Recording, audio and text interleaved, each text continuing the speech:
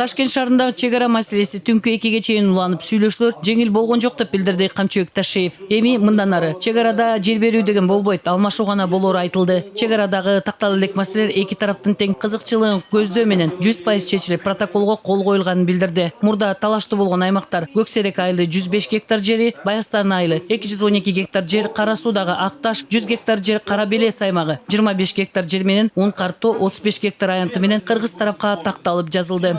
2 күндүк талаш тартыштан кийин, өйдөлүйдөн кийин ушул жерден бизге 8000 гектар жер биз жака жазылды. Бул жерде 5-6 айыл бар, кыргыздардын айылы бар. Жана ошо кыргыздардын айылдарынын жайлоолору бар. Өзүңүздөр жакшы билесиздер, урматтуу журналисттер, ушул Гавасайда бир нече жолу ок атылып, бир нече жолу ызычуу болгон жер. Эми ошол жер толук бойдон Кудай буйрса биздин Кыргызстанга жазыла турган болду. Эми андай конфликт болбойт. Кыргыз-өзбек мамлекеттеринин ортосунда анклавдар боюнча маселе жок деди Камчыбек Ташиев. Ал Кыргызстандагы Өзбекстандын Барак анклавы боюнча да маселе чечилгенин айтты. Эки тараптуу келишим 2017-жылы түзүлгөн. Ага ылайык Барак анклавы Өзбекстанга өткөрүлүп берилген. Ал эми өзбек тарап Кара Суу районунун аймагынан кыргыздарга Савай каналынын боюнан жер бергенин билдирди. Барак уже анклав эмес, Баракты биз өзбек тарапка өткүзүп бергенбиз. Өзбек тарап бизге ошончолук территорияны Кара Суунун чекесинен бизге өткүзүп берген. Камбар-Ата ГЭСи Өзбекстан менен 50-50 эсебинде курулуп, алар салган инвестициясынан пайда тапкандан кийин эйлик кылуудан чыгып кетет деп билдирди Камчыбек Ташиев. Мындан тышкары Сох анклавындагы кайтпас өтүкчү постору ачылат. Анын айтымында посттон оор жүк ташуучу автоунаалардын өтүшүнө уруксат берилбейт. 20 орунга чейинки кичи автобустар, жеңил машиналар өтө алат. Сохту боюнча айтып атышпадыбы, жанагы коридор тагын тияк биякта эч кандай коридор жок ал жерде. Ал жерде мына эмени кайтпас жана өтүкчү постору ачылат. Ал жерде адамдар гана жүрөт. Жеңил автомашиналар жүрөт, жана микроавтобустар жүрөт.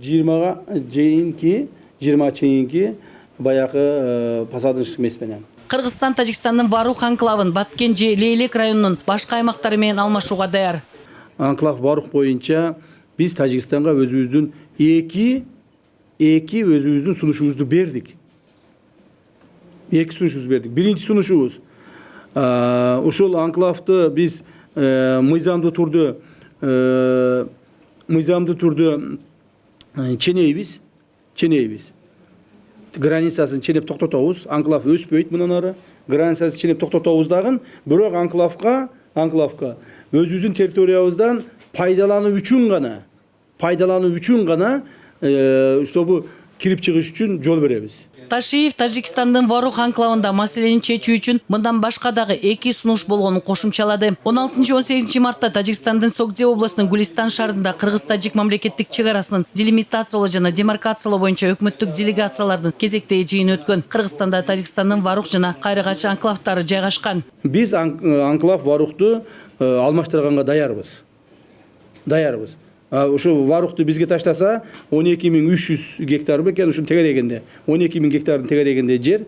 Биз 12000 гектар жерди Лейлек районунун башка жерлеринен, Баткен районунун башка жерлеринен берүүгө даярбыз. Жана ал жерлерди каерде берсек болот деген переченди дагы биз берип койдук. Кыргызстан менен Тажикстан чек арасы 970 чакырым. Мунун 519 чакырымы такталган, калганы талаштуу ойдон турат. Бүгүн маалымат жыйындан кийин Камчыбек Ташиев Баткен областына жүрүп кетти. Ал жерде дагы чек ара маселеси каралат. Жакында тажик делегациясы Кыргызстанга сүйлөшүүлөрүн улантуу үчүн келмекчи. Гүлмира Умталиева, Урмат Мамбеталиев, 5 канал.